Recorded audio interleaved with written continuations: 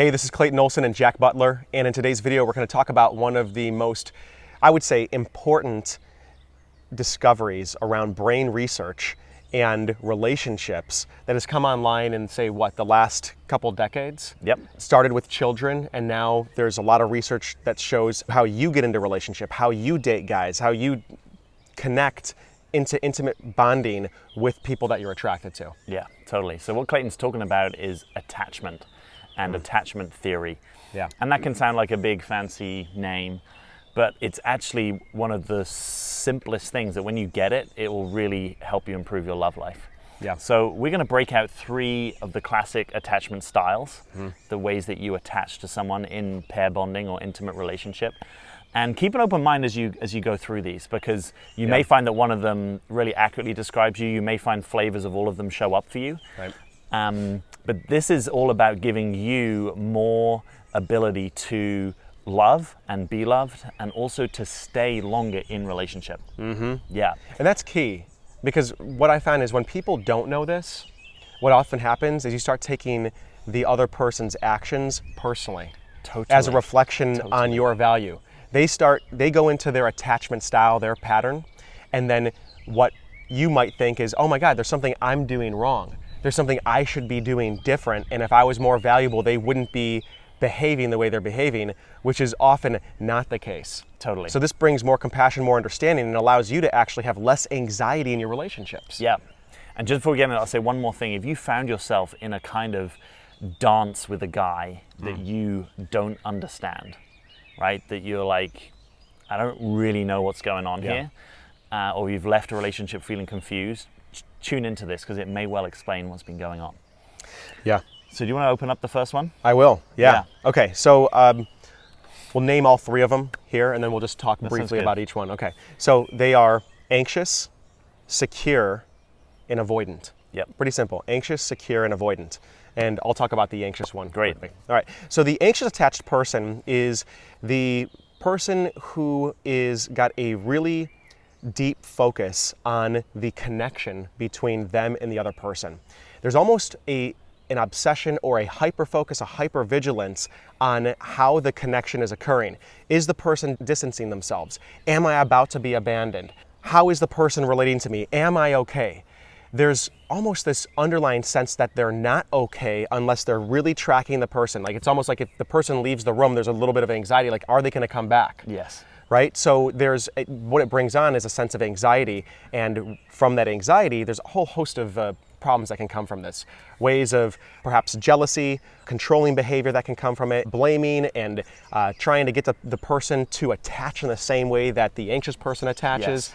And oftentimes, an anxious person ends up, ironically and almost cruelly in some ways, and beautifully dating and attracting an avoidant, which you'll learn about in just a moment. So totally. Anything else you want to say about anxious? Or? So one way that you might notice that you're anxious is that you move into relationship quickly and perhaps prematurely.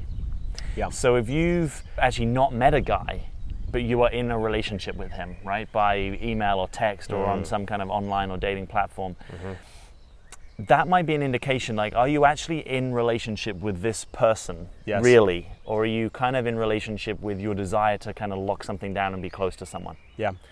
If you are pushing to be romantic, to be sexual early, it might be and that's to do with needing to feel close to the other person, it might be that that's not actually serving you. Yep. So if you're noticing these tendencies, it's good advice just to kind of slow it down, and to not move so quickly into needing to be close to the other person. So actually, before we talk about secure, I'll talk about avoidant, just to kind of balance it up. So the avoidant archetype in some ways is 180 from what Clayton's been describing, right? So if you think of a relationship almost like 2 pillars, the anxious person is leaning into the relationship. The avoidant person has a tendency to actually lean out of the relationship.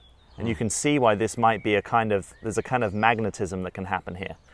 So, whereas the anxious person tends to hyper-focus, as Clayton was saying, on the connection, the avoidant person tends to hyper-focus on their autonomy, on their independence, on their space, on them meeting their own needs, right? Almost like wanting to be good in myself and figuring my own life out before I perhaps get too involved or too oriented to who we are. Like, I've got enough going on with me right now. One of the classic things that may have you notice if you're in an avoidant attachment is subtle ways that you de-escalate intimacy. Yep. That you actually step out of sharing or connecting or being with the other person in preference to your own autonomy. Yeah. You might notice that you are in an avoidant orientation if, when you're troubled, your tendency is to self-soothe, is to go to yourself. It's like you almost feel safest when you're on your own and you're looking out for yourself rather than having someone perhaps looking out for you. And I think this is a key piece when you talk about self-soothing, because the avoidant tends to soothe themselves. They don't look for the regulation of their emotional experience through another person. Yes. They have all of these strategies in place that they've developed as a child to regulate their emotional experience by themselves. And the anxious person is used to having somebody else regulate their emotional experience. So if there's negative emotions that are coming up, they're looking to somebody else to regulate them for them. And that's why we're calling them the anxious attachment. Yes, absolutely. So another way of saying it is the anxious person finds their sense of okayness in connection with another person. The avoidant finds their sense of okayness, feeling like, okay, I'm okay, when they're by themselves. Yes. And it doesn't mean that the avoidant doesn't want a relationship. Quite the contrary. The avoidant actually does want a relationship, but they want a relationship where they're almost just kind of holding the person at arm's length. Yes. Right? Where I don't want you to leave. Because that feels safe. Right. Yeah, I don't want you to Yeah. leave, but just don't come too close to me, please. Yes. Yeah, just kind of stay right there, but Yes. don't leave. Just stay right here. Yes. Which can be, and you may have experienced, incredibly frustrating for either guys that you're dating if you're the avoidant or if you're the anxious, Yes. wanting to come closer but not feeling like the guy is able to. Yes. Yeah. Yes, so between the anxious and avoidant, you may have very different sense of optimal distance, right? Yeah. Of what feels safe, Right. So it could be that, hypothetically, I don't want to go off camera here, but this Yeah. could feel really close to me, right? Whereas to you, that could feel like not Yeah. close at all. Like Right. you need to be really kind of metaphorically and Yeah. even kind of physically much closer. Yep. So Yep. notice that. And then the third archetype that we're talking about here, or the third attachment style, is the secure attachment. And Yep. this is kind of held up as the sort of the holy grail in some ways, right? The thing to aim at. And you don't become secure attached by just imagining you're secure attached. You become securely attached by noticing what is actually going on and seeing if there's some things that you want to modify. So secure attachment is where we have a healthy balance between connection and independence. Yep. Between closeness and space. Yep. So, in a secure attachment, and it kind of takes two people to tango to some extent, we're kind of moving between these things, spending time together, being intimate, doing our own thing separately, coming back together. And it's almost like the transitions are pretty good between them. Yep. It's not like there's a separation anxiety where I'm like, Yeah. whoa, where did you go? When are you coming back? What's going on? I'm confused. And it's not like there's a de-escalation of intimacy, right? So sometimes with avoidance, you can go on a really great date and then maybe you don't hear from them for like a day or two because they've kind of gone back into their own life. So there's a movement between the I and the we. Yep. It kind of feels good most of the time, not all the time, but most of the time to Yeah. both parties. And you might be wondering, okay, so how do I move into a secure attachment? Because I think did you say the holy grail, that this is the holy grail of the attachment styles? Yeah, Yes. that's what they're trying to, an Yeah. attachment therapist would be Right. trying to help you towards Move secure into attachment. secure attachment, because in a secure attached relationship, these are the ones that last. These are the ones that have less of the roller coaster experience, and also there's more fulfillment there because there's more connection and there's more stability. So if you find yourself identifying with that of the avoidant or that of the anxious, you can move into the secure attached style of relating. And it does take consciousness, it does take work. Some people go to therapy for this. And sometimes also just learning more about yourself and understanding perhaps the origins of the Yes. how you became anxious or how you became avoidant can begin to move you more into that center line of being secure.